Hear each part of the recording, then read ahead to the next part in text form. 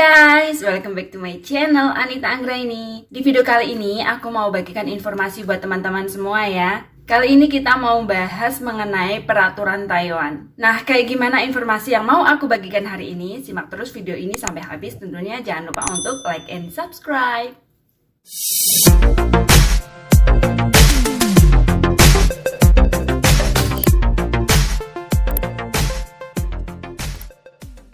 Nah, teman-teman, kalau di video sebelumnya aku udah ngasih tahu kondisi Taiwan kayak gimana ya, mulai dari kebanjiran, terus di jalan-jalan yang sepi seperti itu ya, dan aku juga udah ngasih tahu kayak gimana situasi di pasar yang peraturannya itu ketat banget. Di video-video sebelumnya aku udah ngasih tahu kalau peraturan ABC itu apa aja dan dendanya berapa, aku udah kasih tahu ya ke teman-teman. Nah, kali ini kewaspadaan COVID-19 level 3 di Taiwan akan diperpanjang hingga 28 Juni. Wah, semakin panjang aja ya teman-teman. Kalau kemarin itu dari tanggal 15 sampai tanggal 28 Mei dan 28 Mei diperpanjang lagi sampai 14 Juni. Dan sekarang diperpanjang lagi dari 14 Juni sampai ke tanggal 28 Juni. Karena wabah domestik baru-baru ini tidak menunjukkan tanda-tanda mereda. Kabinet telah mengumumkan pada hari Senin kemarin. Di bawah peringatan level 3, semua sekolah ditutup di negara Taiwan. Dan penutupan sekolah di negara Taiwan ini masih berlangsung ya, hingga semester berjalan berakhir pada awal Juli mendatang. Lumayan lama ya liburnya di sekolah. Tapi ini masih mending lah ya daripada di Indonesia. Di Indonesia udah 1 tahun loh nggak sekolah, bayangkan. Nggak sekolah selama 1 tahun. Memang sekolahnya secara online, dan kali ini di Taiwan juga sekolah secara online seperti itu. Dan banyak juga majikan yang bekerja di dalam rumah atau secara online. Jadi ini buat para PMI yang pekerjanya di rumah tangga ya, ngenes ya, karena majikan di rumah terus sama seperti aku. Dan orang-orang masih akan diminta memakai masker setiap saat ketika mereka meninggalkan rumah mereka. Dan larangan akan dipertahankan pada pertemuan di dalam ruangan lebih dari 4 orang atau 5 orang, dan di luar ruangan lebih dari 10 orang atau 9 orang itu bakalan dikenakan denda apabila melanggar peraturan ini. Ini tetap masih berjalan sampai saat ini ya teman-teman. Pejabat pemerintah Taiwan juga berkali-kali mendesak warga masyarakat untuk tidak keluar rumah apabila tidak memiliki kepentingan yang mendesak. Jadi kalau kepentingan kalian itu nggak penting-penting banget, diusahakan jangan keluar rumah ya, stay home itu lebih baik gitu. Jadi kalau memang kalian itu ada kepentingan yang harus atau nggak bisa diberhentikan, kalian boleh keluar, tapi juga dengan mematuhi protokol kesehatan, mematuhi aturan seperti itu. Langkah-langkah baru ini diperlakukan untuk membatasi ketika orang-orang dapat berbelanja di pasar tradisional atau di pasar malam.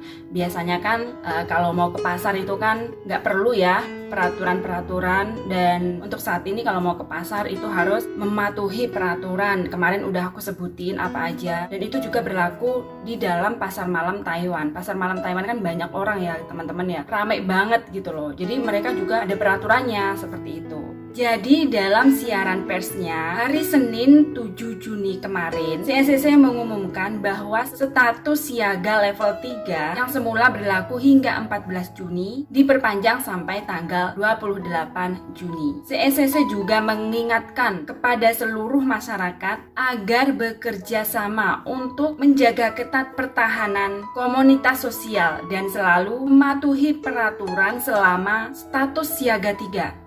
Nah teman-teman, CSCC itu masih mengingatkan ke masyarakat ya agar untuk bekerja sama dan juga mematuhi protokol kesehatan dan mematuhi peraturan. Nah, aturan selalu menggunakan masker tetap berlaku, dan apabila keluar tidak menggunakan masker maka langsung kena denda. Kalau kemarin-kemarin ya yang nggak pakai masker itu masih diberi, atau polisi itu masih ngasih masker ke masyarakat gitu ya apabila mereka itu lupa gitu, dan juga petugas itu masih mengingatkan gitu loh. Tapi untuk saat ini enggak, saat ini kalian itu nggak pakai masker langsung kena denda seperti itu. Jadi nggak pakai nego gitu loh teman-teman. Dan untuk makan minum di warung itu udah nggak boleh ya. Jadi kalau mau makanan di luar itu waesong atau pesan lalu diantar seperti itu, dibawa pulang lah istilahnya. Boleh makan di rumahnya sendiri-sendiri, nggak boleh makan di luar seperti itu. Jadi intinya itu tidak boleh makan di warung atau di resto. Makanya bos aku saat ini semua restorannya itu tutup teman-teman, karena tidak boleh ada tamu yang datang yang masuk untuk makan di tempat tersebut. Sekarang itu majikan aku lagi buka warung yang pesan antar, jadi telepon pesan terus diantar seperti itu. Dan kata majikan aku itu lumayan laris ya, tidak menyelenggarakan pesta pernikahan atau upacara pemakaman. Kemarin itu ada yang bertanya, Kak, kalau misalkan menikah antar negara itu gimana? Kalau mau menikahnya di Indonesia sih mungkin masih bisa ya, tapi kalau mengadakan pernikahan di Taiwan kemungkinan belum diizinkan seperti itu. Nah, mungkin kalau laporan dulu atau gimana, minta izin dulu gitu, nggak tahu ya. Tapi intinya kalau mau mengadakan pesta pernikahan itu masih dilarang seperti itu. Kegiatan keagamaan dihentikan. Jadi tempat-tempat ibadah itu untuk saat ini masih ditutup teman-teman. Entah itu di masjid atau di wihara seperti itu masih ditutup, karena itu nanti kan kalau dibuka bakal menimbulkan perkumpulan orang-orang gitu ya. Jadi untuk saat ini masih ditutup. Dan untuk penutupan tempat rekreasi, tempat hiburan, pendidikan itu masih berlangsung sampai saat ini peraturannya. Itu masih ditutup juga dan dilarang untuk berkerumunan ya. Apabila teman-teman berkerumpulan terus tahu petugas gitu langsung dikenakan denda, dan ini dendanya banyak banget. Di video sebelumnya aku udah kasih tahu ke teman-teman ya. Walaupun ada yang bekerja di tempat bisnis atau di tempat kerja, mereka juga mempunyai aturan protokol kesehatan dan itu juga diperiksa teman-teman. Walaupun mau naik transportasi itu juga diperiksa, ada petugasnya. Pokoknya di mana-mana itu ada petugasnya seperti itu. Dilansir Taiwan CDC 7 Juni, selain itu CSCC juga menutup sementara jadwal kunjungan menengok pasien di rumah sakit dan panti jompo. Hanya diperbolehkan 1 orang saja yang menemani pasien. Nah, teman-teman, gimana? Semakin ketat aja kan peraturannya? Kalau ada teman-teman yang bertanya, gimana nih Kak, Taiwan jadi buka lagi nggak untuk pengiriman TKI? Nah, ini masih bingung ya. Mungkin kalau kita tanya ke seseorang yang mengerti masalah ini, mereka juga tidak bisa menjawab teman-teman. Karena situasi dan kondisi Taiwan saat ini masih menangani COVID-19 siaga 3 di Taiwan. Jadi, belum mengarah ke masalah TKI. Apabila nantinya Taiwan itu sudah keadaannya normal dan baik-baik saja ya, bisa jadi mereka nanti bisa membahas mengenai pengiriman TKI yang mau masuk ke Taiwan itu diizinkan atau tidaknya. Jadi teman-teman, pengiriman TKI itu bukan hanya pemerintah Taiwan saja ya yang memutuskan, tapi CSCC juga bisa memutuskan untuk bisa dibuka lagi pengiriman TKI atau tidaknya. Itu nanti juga minta pendapat atau diskusi juga sama pihak CSCC. Tapi kalau untuk saat ini CSCC masih sibuk ngurusin negaranya ya teman-teman, karena Taiwan COVID-19-nya siaga 3.